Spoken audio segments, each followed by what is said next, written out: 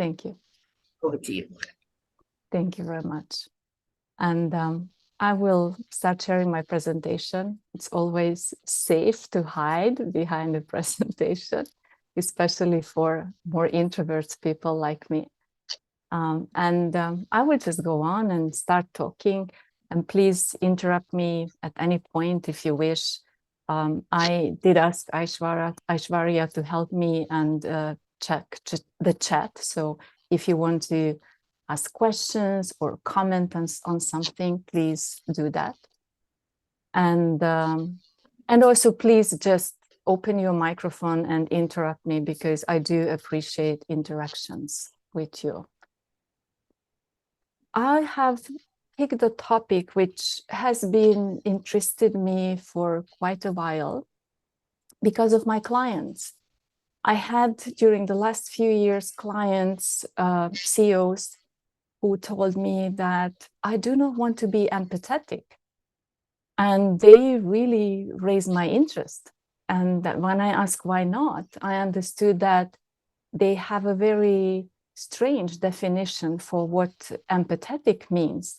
And they are very afraid that showing empathy, experiencing empathy will make them suffer.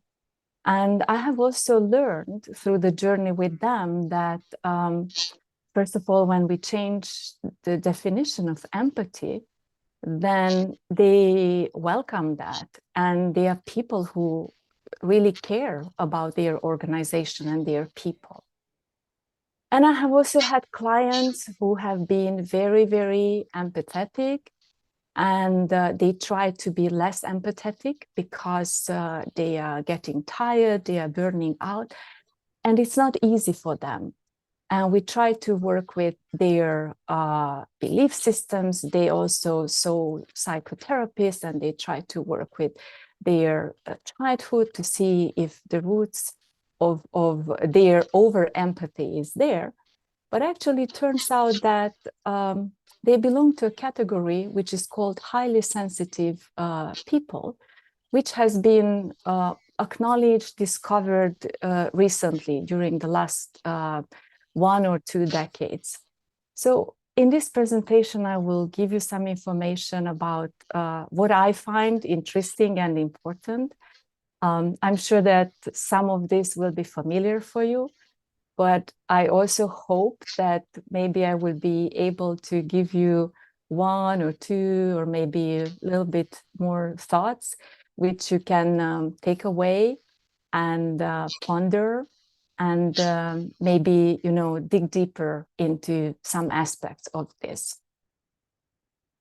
So I will be talking about very similar concepts, which are often used as synonyms, like empathy and compassion.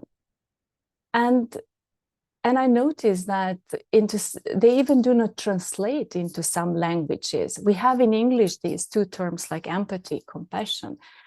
And in some languages, if you look into the dictionary, both translate into the same word.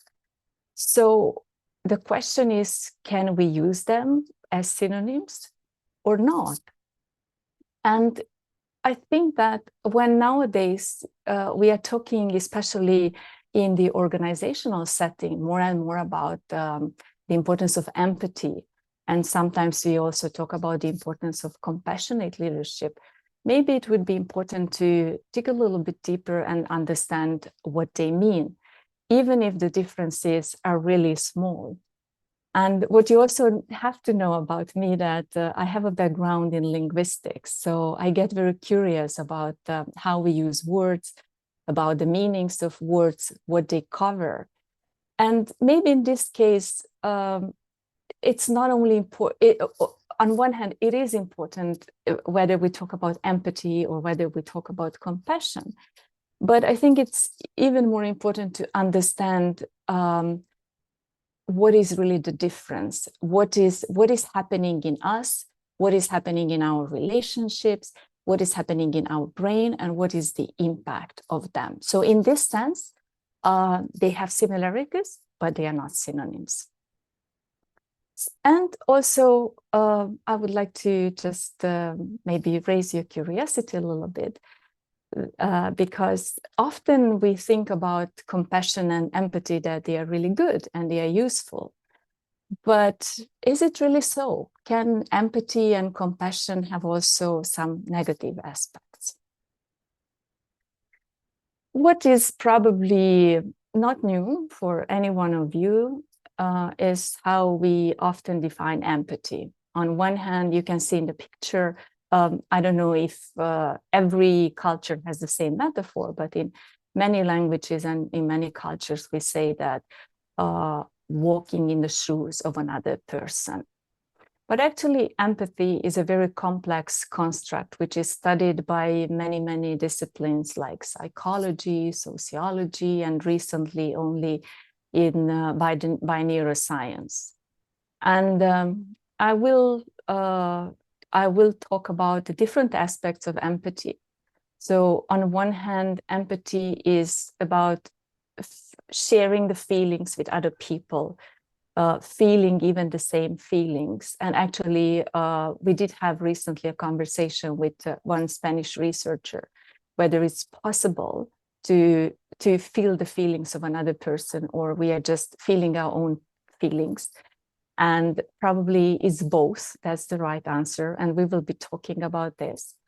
And the other aspect of empathy is the ability to really understand the other person's perspectives. What is not true for empathy, that in order to understand someone or in order to share feelings, you don't have to accept that. You need to, you don't have to, you don't have to have the same perspective. You just need to think that whatever the other person is having, it's valid, and you don't have to deny your own feelings or your own perspective. Also, when you look into research, there has been really interesting research by David Bateson, who noticed that empathy actually is everyone can, almost everyone can feel empathy and be empathetic. And there are many, many factors which are increasing or decreasing empathy. But one of the most important factors, which I think it's really important to highlight and which increases empathy and mainly the positive sides of empathy, is valuing the other person. It's not so much about sharing their feelings, but being able to see the other person as someone who matters, someone who is valuable. When we do that, actually we are able to take much, much better on their perspective. And that leads us to an empathic concern, which then can lead us to interesting and different consequences, either to compassion or to different kind of help, or sometimes even to not doing anything. So you can see two headlines here.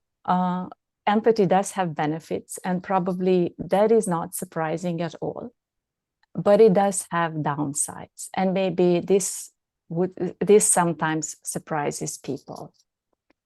First of all, if we look into the benefits, what we see in our empirical experience and what we see also from the research, that when we show empathy, when we experience empathy, that is usually associated with much better relationships, with usually altruism and pro-social behavior.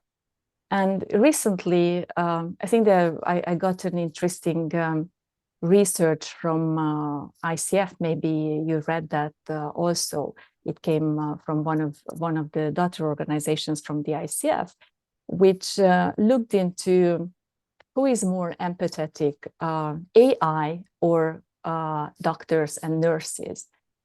Based on the responses the patients got to their questions. And what was really interesting, that patients really valued empathy. And it turned out that AI came across as much more empathetic than the doctors and the nurses, which means that people want empathy. They want to be understood. They want to have their feelings validated.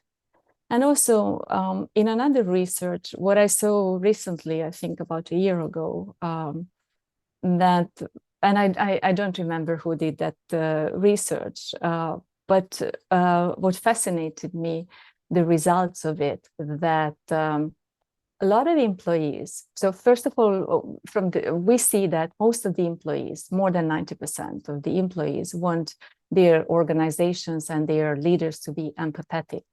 But also what was really interesting and what surprised me, and what I bring sometimes to my EMBA students, that a lot of employees, more than 74% of the employees, said that they would be happy not to have any more managers, because whenever they have some questions, whenever they have difficulties, they actually turn to their colleagues, because the colleagues are more empathetic than the managers. So we can see also that empathy increases cooperation, it leads to generosity. I think also in the world of coaching and in the world of the International Coaching Federation, you can see that a lot of coaches have empathy, and we volunteer a lot, and we don't expect anything in return for that. And empathy also leads to higher levels and willingness of forgiveness. Unfortunately, on the other side, we have some disadvantages, that empathy often leads to emotional exhaustion, often also to burnout.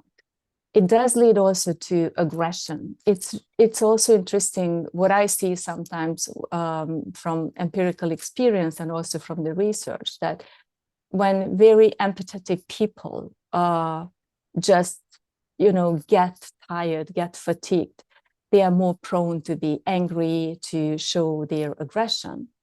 And also, if you look into social media, or if you think about football, soccer games, for example, you can also see how often empathy might lead to violence, because when we empathize often with people who touch our hearts, or who are similar to us, or who have different history, or different who have similar history, or who have similar values like we have. And we tend to have a much higher level empathy towards them. And due to that, we tend to judge other people. Sometimes I think that it's really easy to take, for example, a conflict situation, that how difficult it is to empathize with someone who is not agreeing with us, who is being maybe dissatisfied or angry with us. In those cases, we are not able to empathize because they have a different position. Also, if you look into the social media, and I don't spend a lot of time there, but when I do, I like to look into the comments people make, and I see the lack of critical thinking in a lot of comments, and I see how easily people take sides. Recently, because my husband is very much into football, and he's following everything and then sharing everything with me, what is happening in the world of football. And I'm learning currently Spanish, so there were some interesting cases around women football recently in Spain. So I was following some of the news to be able to inform my husband, and it was really crazy what was going on in the social media or in the comments of YouTube's, how one part of the people were supporting one of the two conflicting parties, And the other part of the people, and when I'm talking about these people, I'm talking about like 10,000 of comments, and several thousands were in favor of one, and another several thousands were in favor of the other. So these are also just good arguments, good proofs to show that empathy is a universal trait, but it's not universally good, because it makes us blind sometimes, and it doesn't allow us to take a broader perspective or to use critical thinking. And due to that, also, when we base our decisions on empathy, those decisions may be immoral, may be irrational, may favor one group of people and disfavor another group of people. So let's look into the different parts of empathy. I did mention in the beginning that it has an emotional side. And we did mention that it's feeling the same emotions as the other person. So empathy first is happening to me. So I'm feeling those feelings, I'm impacted. And that, because usually empathy is related to more negative feelings or more painful feelings, usually that creates a distress in the person who is who is being empathetic. And now the question is, how do I perceive those emotions and how do I manage them? If I'm not able to manage well those emotions, that creates a distress. And due to that distress, I will be either projecting my own emotions, or I will decide to do something with that. And my decision can be to either to relieve my own distress, and that is happening often, at least when I'm working, especially with more empathetic coaches or less experienced coaches. I hear them saying, but I had to do something about that because, you know, my client was just so sad or so angry, or my client had negative emotions, and I had to give an advice, or I had to do something about that. So in this case, you can see that it's more it is about the coach, because when the coach feels a very strong emotion, often doing something about it, it's not in the service of the client, but it's releasing our own pain. But if we do that in the service of the client, that can usually lead to compassion, and you will see that compassion is doesn't always start with empathy and ends in action, but it might start with completely different feelings. So this is the emotional side of the empathy. And now let's move into the cognitive side. And this was one of the big discoveries of my client, about whom I was talking at the beginning, that he said, I don't want to experience their emotions. And when he learned that empathy doesn't have to be about feeling the emotions of other person, but it's also about the ability to take their perspective and see the world from their angle, which is called also often in psychology as the theory of mind. Then he became really curious, and he said, oh, I would be willing to do that. I would be willing to understand how they think, why they think the way they do. But here we also have to be a little bit careful, because of course we are able to take the perspective of another person, but the question is, are we projecting our own worldview? And when we take up their angle and we think about their situation, are we projecting our own worldview and we just think that this is the way how they think, or actually we are able to really understand how their mind works? Both is true, that's what we see, But in order to really be able to understand how their mind works, we need to know much more about them. We need to understand how they think, what's really important for them, what values they have, how they define those values. And as you're listening probably to me, although I'm not naming the ICF competencies, but probably you can already pay attention how important are some of the competencies we have in coaching, like curiosity and listening. So just by being empathetic, we wouldn't be able to have a really good coaching conversation. There is much more to that. And those competencies we have, they can serve us really well in keeping the empathy at the positive side and experiencing more of the advantages rather than the disadvantages. I'm not a neuroscientist, so I will be not talking a lot about the neuroscience of empathy.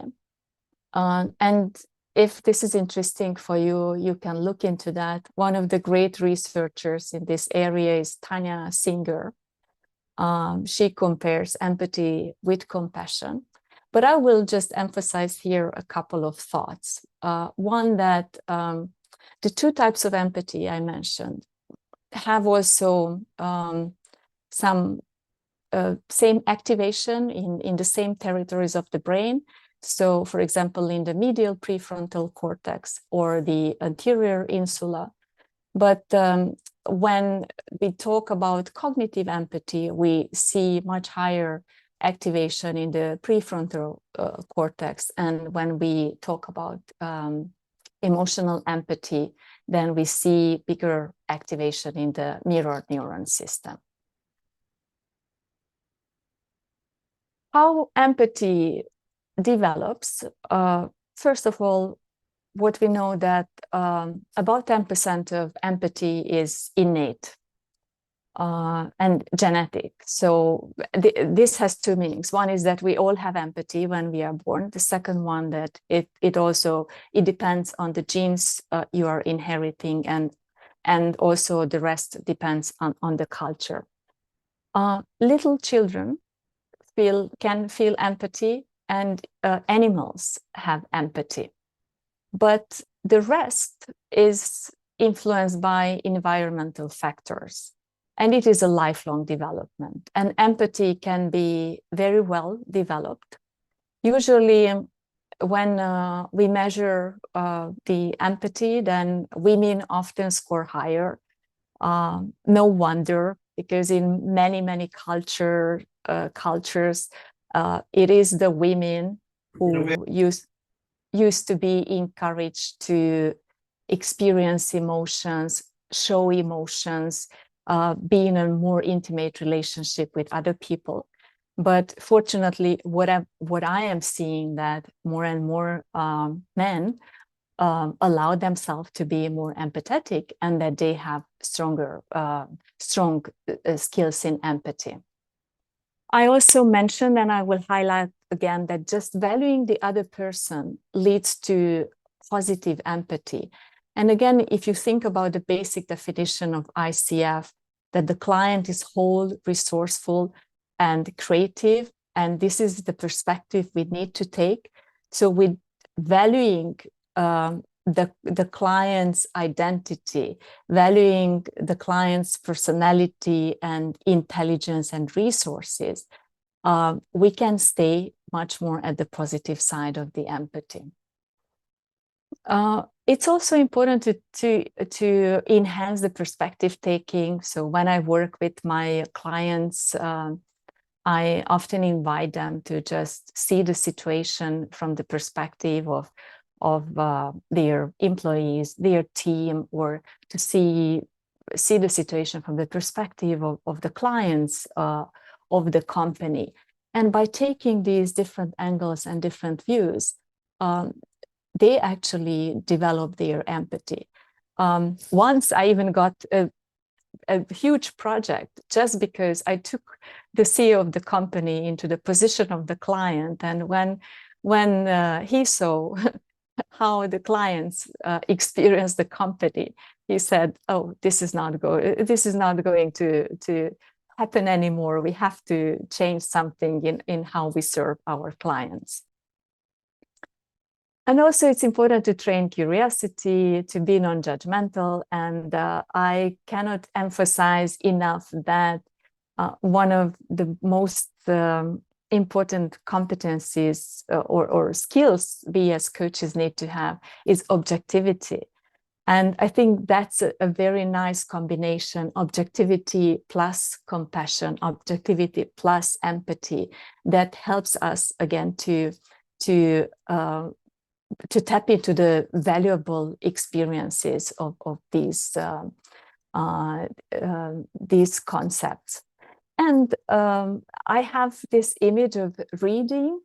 Unfortunately, nowadays we read less and less literature. We read more professional literature, but reading fiction really helps children, helps adults to develop their ability to share the feelings of others and also to see the world from the perspective of others.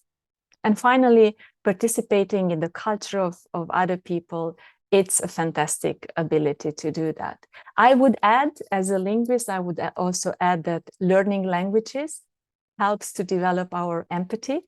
On one hand, because we need to understand how other people think, what's important in their culture, but also because while you don't speak the language very strongly, you have to tap into your ability of guessing more of what's going on in their heads and to read much better their emotions. So I will, and I will be able to share the slides if you want, because I have a few questions and you can ponder them later if you like. Is there a threshold or limit to your empathy? Have you noticed that in some situations, maybe you struggle to activate your empathy? And why is that? What reasons, what biases could you identify? Then, you know, if you stay with these situations a little bit longer, then and you think about your discomfort, that when it's not comfortable for you to empathize, what does reveal about your boundaries and capacity for empathy in the challenging situations? And have you ever did something or responded to the feelings of another person, not because it served them really well, but it served you much better because it was maybe a relief to your own pain? Or maybe what I experience often when I work with leaders, that they help because their identity is linked to I'm valuable if I'm very helpful.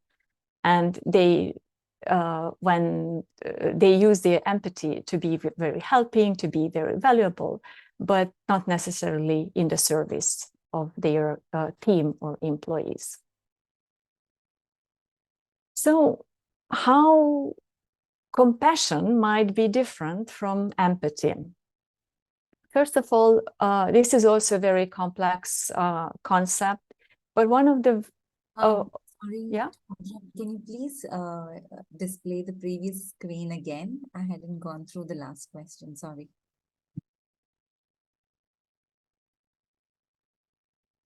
Yeah, if you want, you can take now a screenshot. And as I said, I will be very happy to share these slides with you. Thank you. You're very welcome.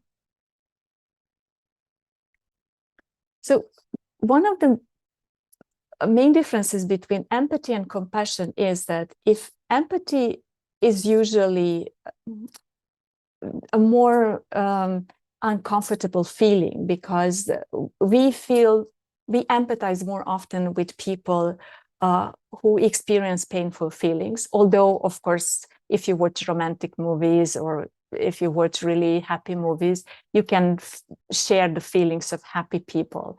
But again, what we know from some of the research and from some of the inquiries, that It's not always easy to share the positive feelings of other people, because sometimes that turns into envy and it doesn't stay just a shared positive emotion.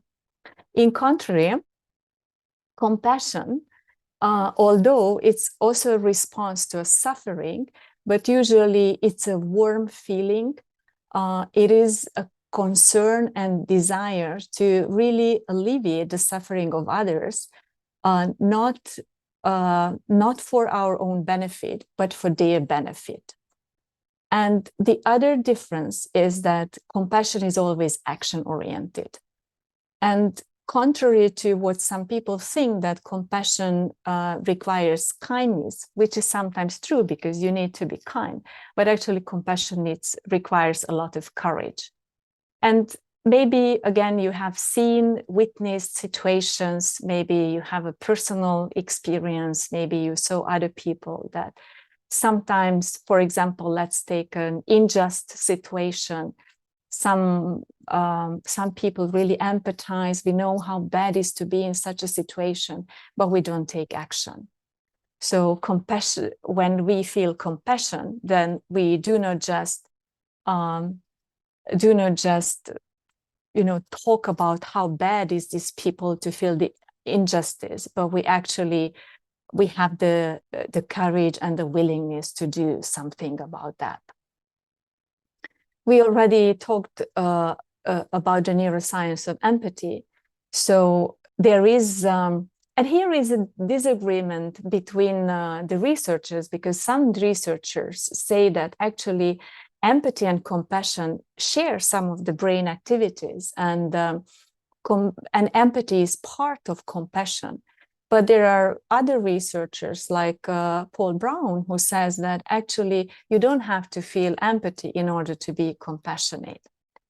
But usually what I find in most of the research, that empathy and compassion do share, and that's the anterior insula, which is activated in both. And then the compassion activates the anterior cingulate cortex, which, as I understood, as not fully competent in neuroscience, that is the part of the brain which really helps to be more conscious, more aware, and to monitor our own emotions, and to be able to separate our feelings, emotions from the feelings of others, and have a stricter boundaries between self and other. And the prefrontal cortex is also much more activated during compassion. So capturing that compassion is recognizing and responding to the suffering actively, having a strong motivation for the well-being of the other person. It is strongly cognitive, it is affective, but it's more positive, though might start with empathy. And it's very rewarding. So again, what we notice that compassion leads to dopamine, and therefore it might be also quite infectious. And it requires courage, more courage rather than kindness. On the other hand, I will not go again into the empathy, but if you are curious, you can later look into these differences side by side. The one thing which I would like to emphasize, that empathy more often leads to burnout than compassion, though compassion also sometimes can lead to fatigue, compassion fatigue, and sometimes to burnout as well. And I do want to bring in a little bit kindness, because, and I could bring in respect and other things, but I think when we relate to other people, sometimes we think that everything what is positive in the relationship is compassion, but the psychological literature defines compassion as a response to the suffering, to the pain of the other person. And I think we are not always doing something good or serving other people only when they are suffering. So I do want to honor that we have also kindness, and the research of kindness is also really interesting. And there are overlaps between kindness and compassion, but there are also some differences. For example, kindness has more generosity. It's more rooted in benevolence. It's more rooted into just doing good for the sake of doing good. And it's expressed via acts of thinking about the other person, sometimes randomly, spontaneously, just wanting to surprise them, just wanting to lifting their day, to bring a smile to their face. And the actions of kindness can be verbal, can be material, can be emotional, and sometimes small, sometimes very big. And they don't need to have a specific occasion for that. Again, it feels really good for the giver and for the receiver as well.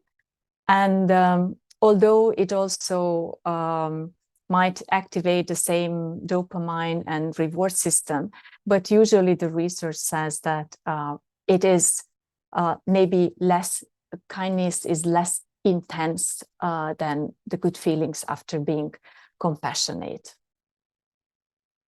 So capturing everything what I have said so far, and as I said, that not all scientists might agree with this, but we could say that cognitive empathy plus motivation to help plus action, real action when we do something, is actually compassion. So empathy can be a part of compassion, though compassion doesn't have to start necessarily with empathy. Some of the benefits of compassion, there will be lots of similarities, but first of all, it feels good for when you give it and when you receive it. It does increase happiness, it improves well-being, it reduces stress more often than empathy. It improves our immune system. Often it reduces burnout, though as we mentioned, if it's not managed well, it can lead to burnout. And usually employees respond really well to a compassionate culture. What are the drawbacks of compassion?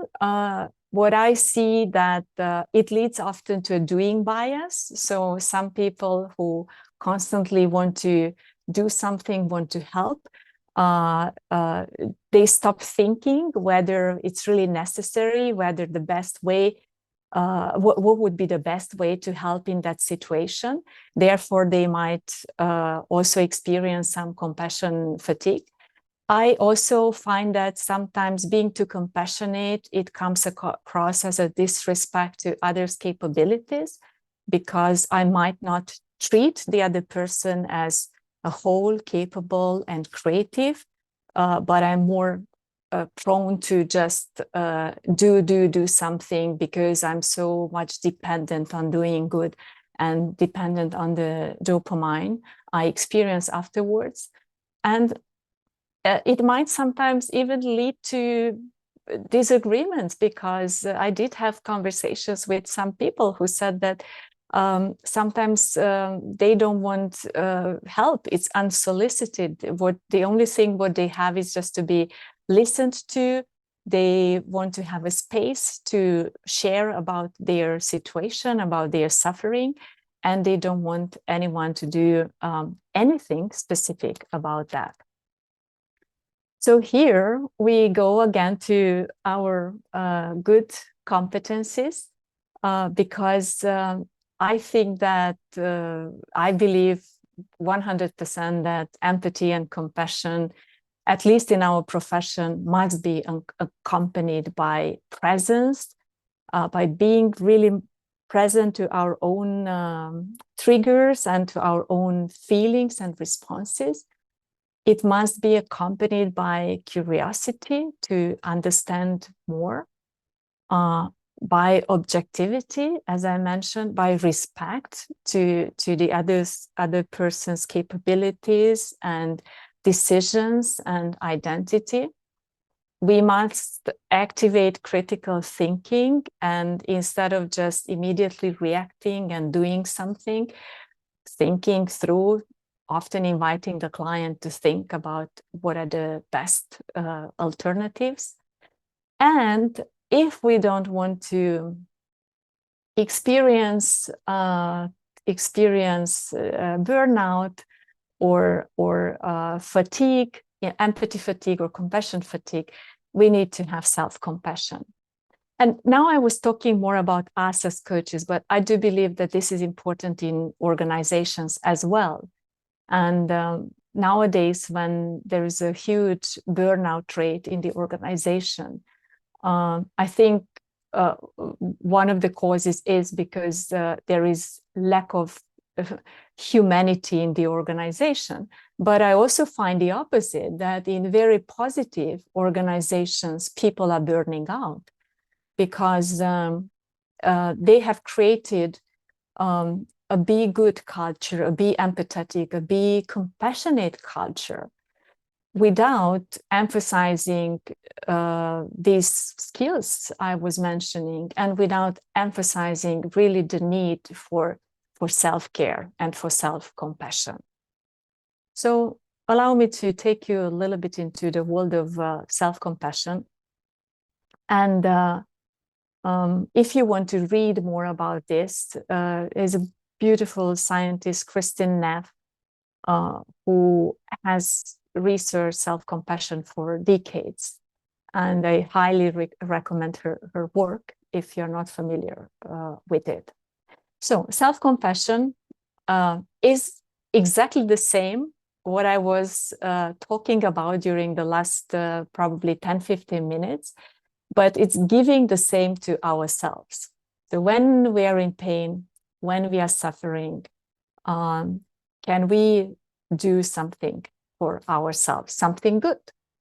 So it's really the way how we relate to ourselves, and it's how we talk to ourselves.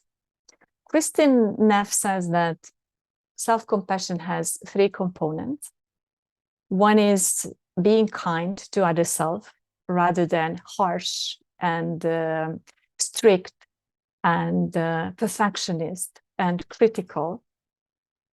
Then accepting that we are human and we are vulnerable, fragile, and that is common to everyone. So if we suffer, that's not just us who is strange and who is weak, but actually it's part of being human. And finally, mindfulness or presence is an important part of it, is being able to be in touch, noticing what's happening in this moment with us. And actually, I did myself, I think I'm a very optimistic and positive person, but I took myself on a challenge. And when I looked research self-compassion, I started to pay more attention to what's happening actually in my own brain. What are the automatic conversations, monologues, dialogues I'm having? What are the thoughts I'm having? And what I noticed that actually I do have a lot of negative images. I paint negative scenarios sometimes. I ruminate more on the on the things which cause more suffering than on the things which would lead me to more happiness. So being a little bit more mindful on the are we self-compassionate or not? It's quite a useful exercise. But again, sometimes we emphasize too much self-compassion, and I do want to just draw your attention that self-compassion is not everything what we can do for ourselves, or it's not everything to what we can invite our clients to do, because we could think about a whole self-care system for ourselves, in which we can have self-respect. I think that's really important, to have self-kindness, to have self-love, self-soothing, to have self-regulation, and of course to offer also self-compassion when we are in pain, in difficult situation. Like, I was being nervous before this presentation, and I was trying to be friendly to myself and to really encourage myself that I can do my best, and you know, I don't have to be nervous, because you will be very beautiful, wonderful people, and that helped me, rather than go with the negative images that what happens if I forget something, what happens if I fail, and what kind of high expectations do I have of myself, because that's more automatic. The self-compassion doesn't come automatically to me, and also to most of my clients. So, couple of thoughts here. Let's not confuse self-compassion with selfishness, because actually people who are more compassionate to themselves are much more generous. It's not self-spoiling, it's not hyper-optimism, because with self-compassion, people are actually are more courageous to be honest with themselves, and to have a very different kind of have a more realistic conversation about what is happening, without distorting the situation and maybe emphasizing too much just the negative side. It's definitely not self-pity, because self-compassionate people are much more responsible. They actually are able to take their lives in their hands, and they have much more resilience to adapt to different situations and to stand up after failures. And finally, self-compassion, it's not the same like, oh, I'm just self-compassionate, I'm not going to do anything, I'm passive. No, actually, self-compassion is negatively correlated with procrastination and with passivity.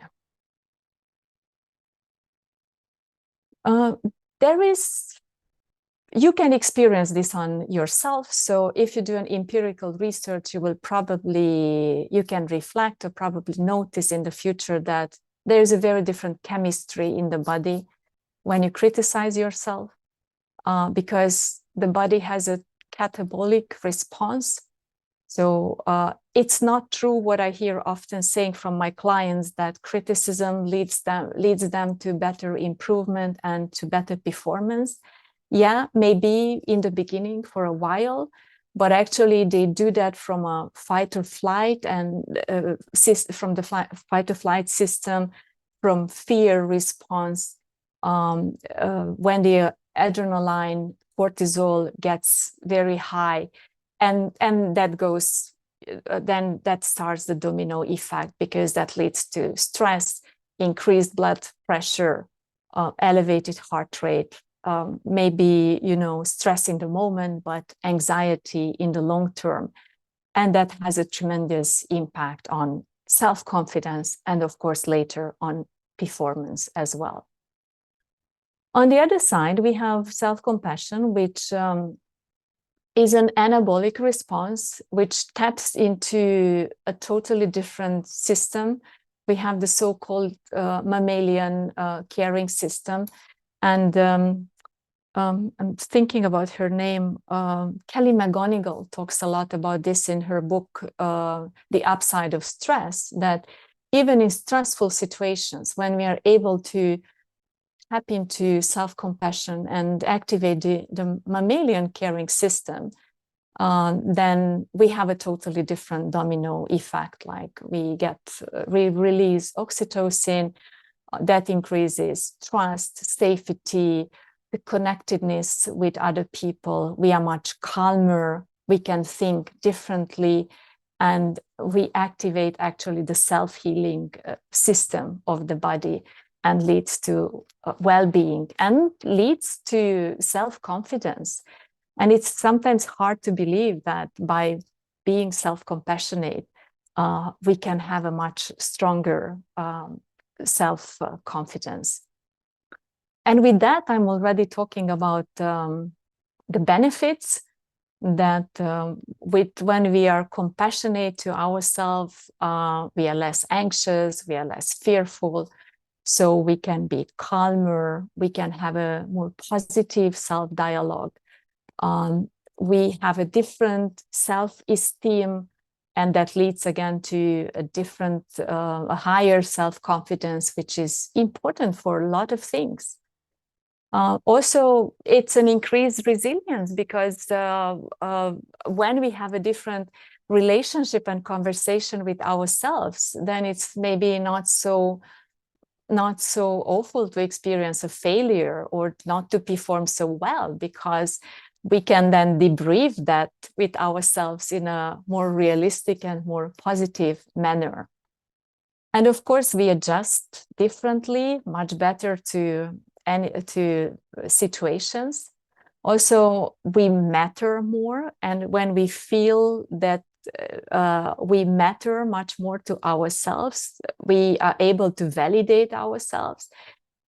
We don't expect that from other people. And sometimes, I'm joking with some of my clients that why do we expect from other people that they value us, they validate us, they encourage us, they soothe us, because it's not their job.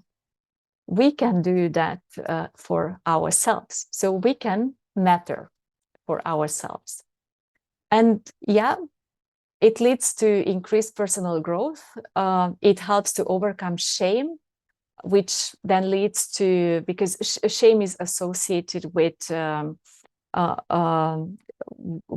lot of traumas, with addictions, and so on. So self-compassion is really helpful.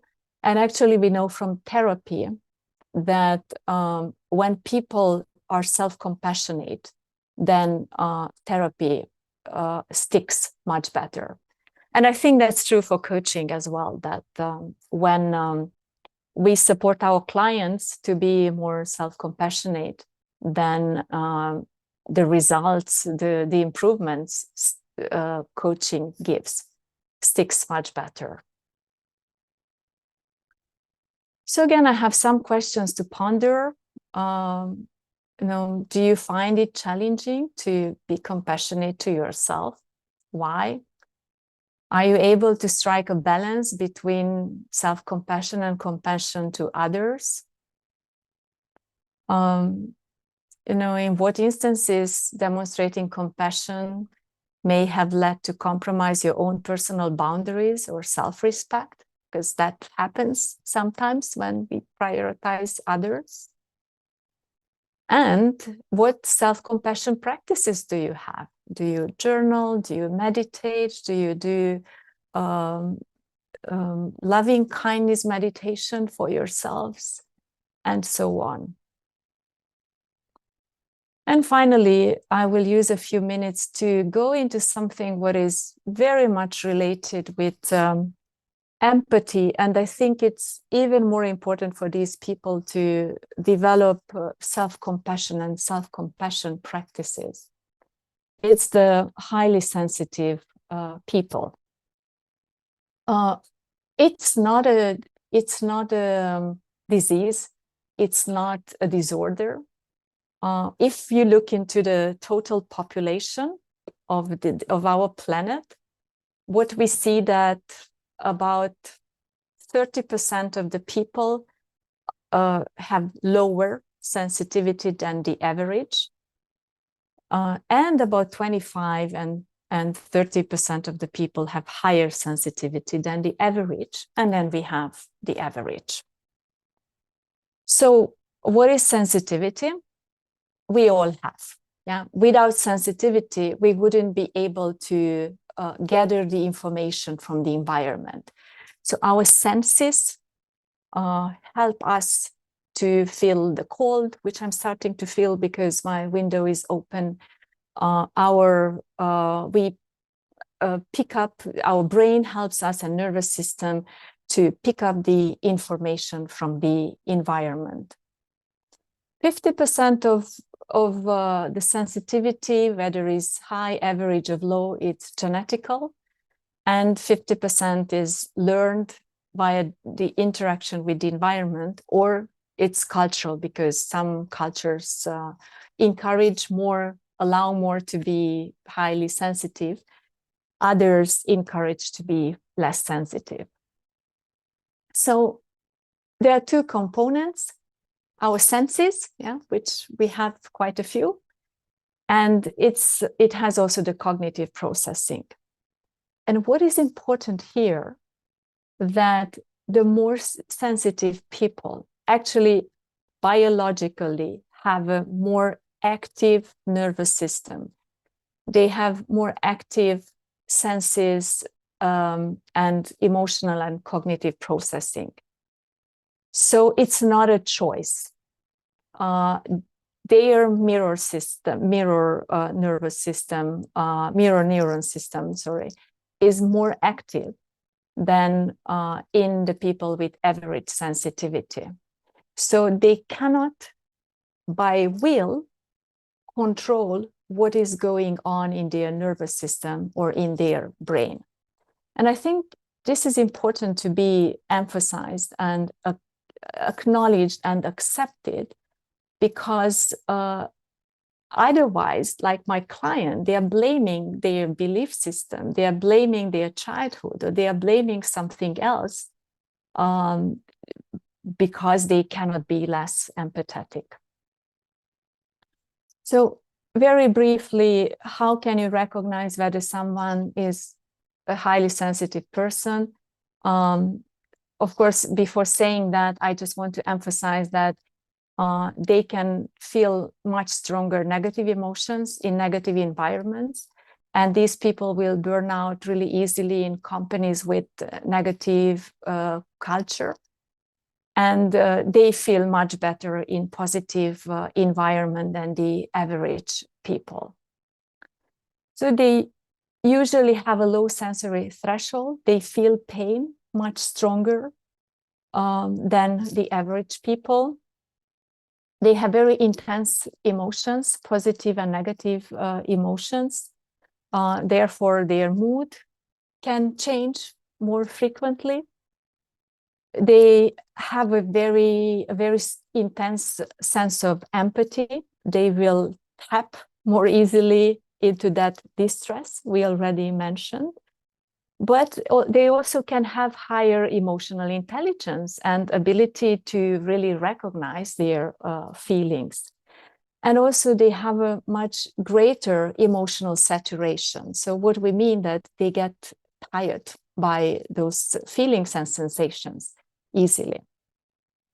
They have deep processing, so they reflect a lot, they ruminate a lot, they think many times, which might be in their favor, because due to their ability to observe so many details, they take in much more information and they can make easily good decisions, or they can stuck in the decisions because they might ruminate too much. They are easily excitable, so noises, louder noises, or some smells can easily excite them positively and negatively as well. They have really good observational skills. They can pay attention to details.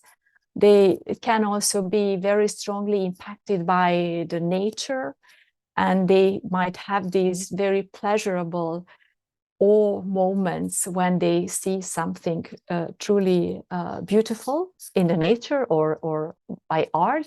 They can be very strongly impacted negatively and positively by music. And I recently heard someone telling to me that You know, Leda, when I'm listening to music, I just become a different person. It takes me to a totally different world and to a totally different self. And they're sensitive to senses, to smells, to noises. They have very irritable skin, so they might be irritated by different textiles. They might be very sensitive to light as well. And there are other things. They like being alone. Often they have an artistic talent, and these are the people who cannot compete. So again, if you put them into a competitive environment, they won't be able to thrive. One caveat, high sensitivity is not hypersensitivity, it's not ADHD, it's not borderline personality, it's not introversion, though 65% of the sensitive people are introverted and like to be alone, and it's not anxious personality.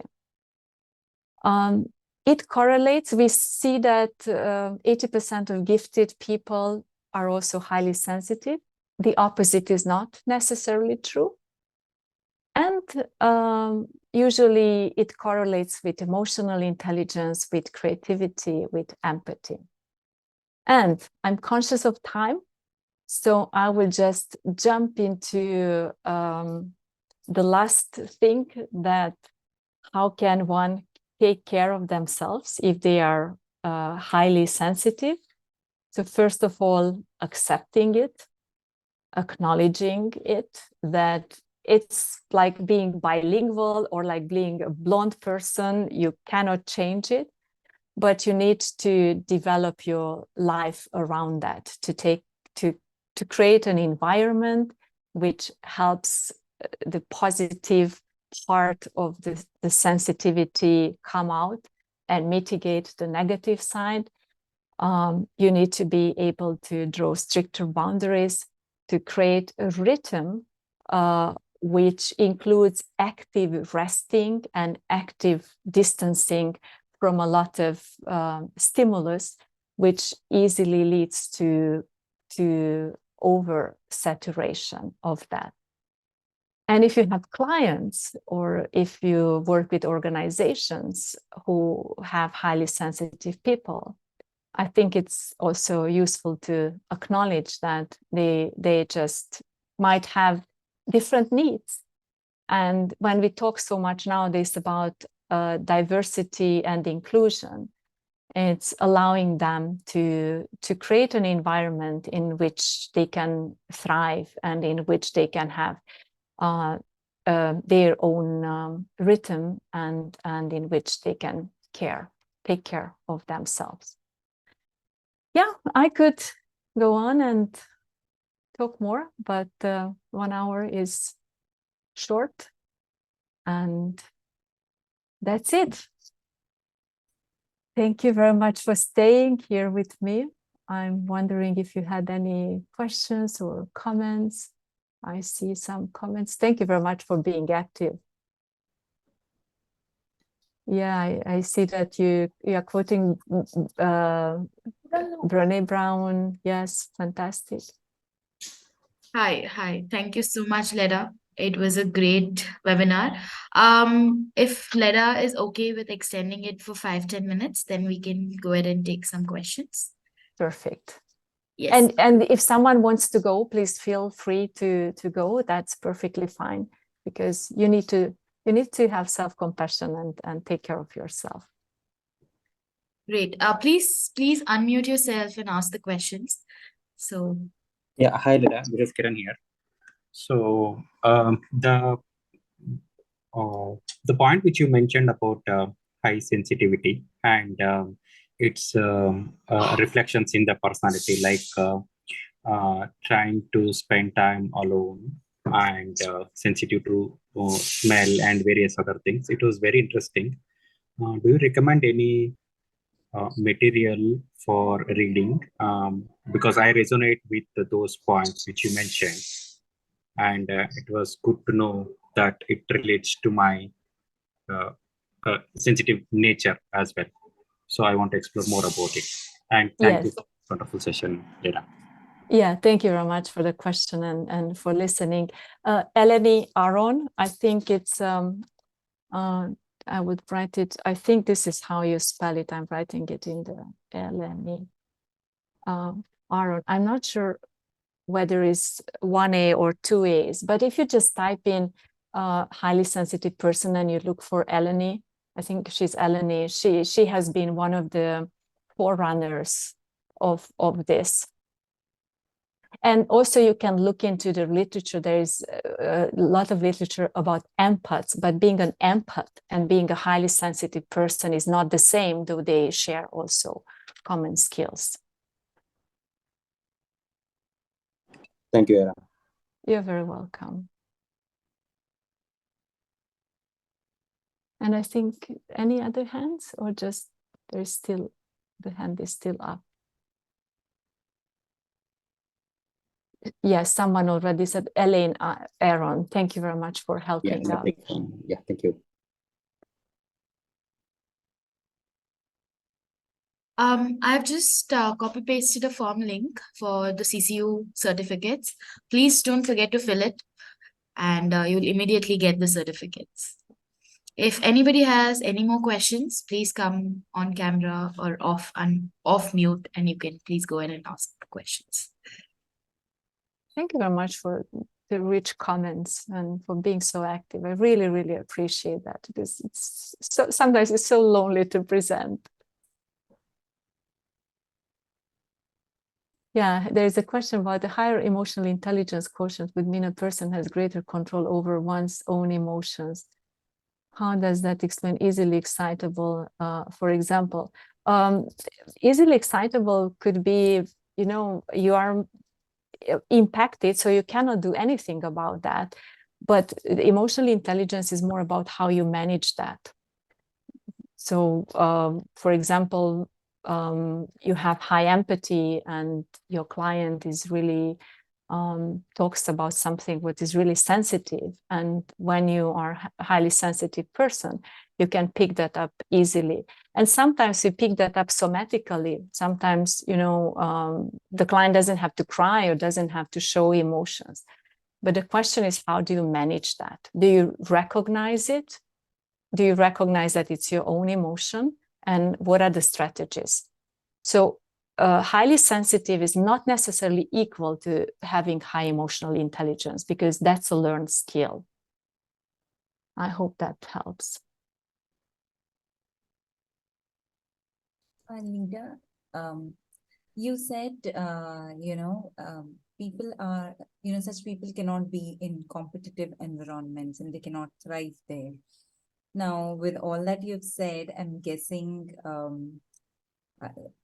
you know, there are no such tips, like one can't change themselves, right, completely, and just become aware that they are highly sensitive. And like you said, probably identify things in the environment that can be dealt with better. But given that today's world is so competitive, how can, you know, one really deal with this? I'm asking this genuinely because I just realized I'm probably a highly sensitive person, and I just look back at my life and why I quit certain organizations or why certain situations affect me more than, you know, it would others.